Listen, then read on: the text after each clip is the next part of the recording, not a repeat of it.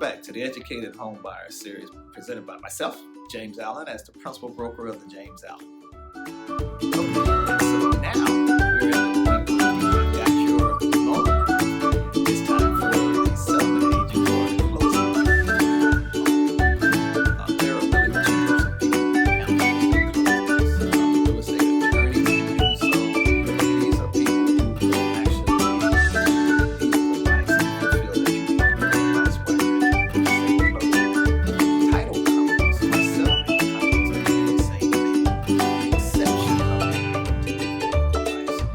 So say for instance you're at closing and you all have a question of whether or not you are to take the title of the property in his name and her name, or just his name or her name. That stuff should already have been taken care of, but if it comes up at the closing table, the attorney can actually answer that question. The settlement agent will say, let us stop and let's call the attorney and let's get an attorney involved so we can answer your question. The other difference between the two is that the attorney going to charge you attorney fees. Settlement companies going to charge you fees that they can do less because they are not attorneys. Either way, both of these people are great at doing what they do. Their main job is to assemble all the papers. Assemble all the papers, I mean they will have a copy of the contract.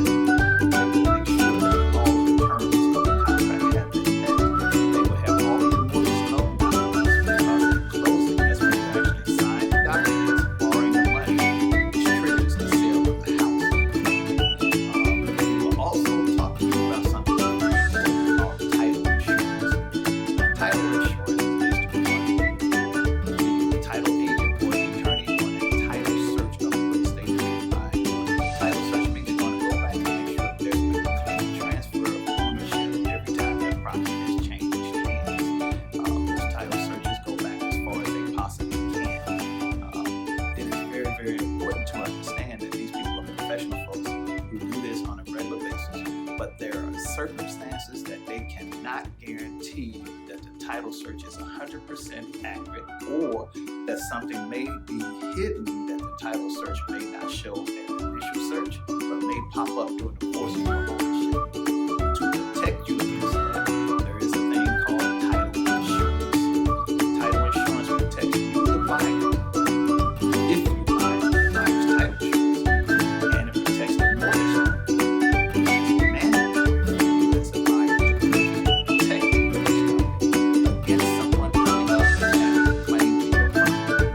I'll give you a classic example. There was a large corporation that assembled a lot of land to a home, and they reached out to everybody that they could find, purchased all the land, built a home. However, there was a piece of that land that they couldn't find. Sure enough, this gentleman came back a few years later and saw a wall on a piece of property that his grandparents had deeded to him. That's a title issue. And because the corporation had title insurance, the title insurance company stepped in and negotiated with the man on his ownership interest in that piece of land, which happened to be right in the middle of the wall. And they settled it, gave him some money, a certain sum of money that he would come in with, and he signed on his ownership rights. That could happen even in a single family home. So title issues can come up. And I want to make sure that I get this perfectly clear. Title insurance, there's two types of it. Then there's title insurance, which is a mandatory closing cost. We're talking about closing costs and furniture, but it is something the mortgage company is saying. If we wanted to give you this mortgage loan, you have to insure us against any kind of title issues that can come up afterwards. They do that to protect the money that they make. Your buyer's coverage is optional. You do not have to buy all the title insurance. However, I am standing on my head screaming and shouting at the top of my lungs again, saying that you do want to do this. If you have a title problem, you cannot fix it yourself. 9 times out of 10, you're going to have to get an attorney involved with it, which is going to cost you way more than a one-time premium for the buyer's policy. And that is correct. It's a one-time premium. They collect it at closing, and it carries you for the lifetime that you own the property. And guess what? It also protects you when you sell the property. Because say, for instance, you sell the property to a buyer, and 10 years later, this title problem pops up on that particular buyer's ownership time frame. So that person can go and sue you for selling them a piece of property that did not convey the entire ownership that they thought they were buying. If you have the owner's title policy when you bought it, then you can just turn it over to the title insurance people and they'll protect you after you moved out of the house. So title insurance for the buyers is mandatory. In my opinion, it is optional legally. So first thing the attorneys are going to do, or the settlement company is going to do, they're going to do the title search. If there's no problems with title search, they're going to sit you down and we'll go to what we call settlement or closing. We use those terms here synonymously. They both mean the same thing. Once you sit down at the table with the settlement agent, they will explain each and every document that you have to sign. They will not necessarily give you the opportunity to read all these documents. The documents are legalese language. If you want to read them before you sign it, please let your agent know so that he can set you up a day or two ahead of time. Most people will set you up in a reading room and let you read it until your heart's content. At settlement, they're going to put the document in front of you. They're going to explain to you what that document means and ask you to sign here, sign there. And they'll keep that going on. And as they do that, you are actually purchasing the property because you're borrowing the money from the mortgage, and the sellers have already signed documents that they're transferring the deed or the ownership document to you as the purchaser. And at the end of the signing of all of the documents, and usually it takes anywhere between 35 and 40 minutes. There's a considerable number of documents that you will have to sign. I don't want to go into all those things with you right now. If you have questions about them, you can always reach out to me. But once you get finished signing all of those documents, you have actually purchased that home.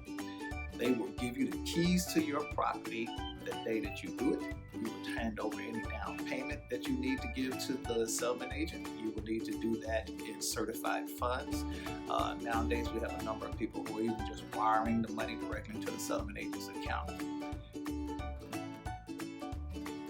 Your ownership of the property is actually going to take place on the next day once that property has been recorded in the city in which you purchase it. Every real estate transaction is a public record, but it's that recordation of the deeds transferring ownership from the sellers to you, the buyer, that really finalizes your ownership into that property.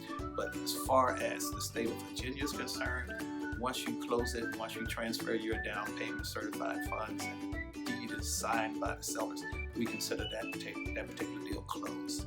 So that's the process. It starts with your buyer consultation, then goes to your mortgage lender to make sure you get all your loan paperwork together, and then we come and sit down with your settlement agent or your closing attorneys and we get you closed. I am so happy that you have joined me with this particular segment. I will be back with you in segment number 3, where we will talk about principal and interest and payments. We will talk about closing costs, and I'm going to talk to you about prepayments. This has been James Allen. Welcome to the Educated Home Buyer Series.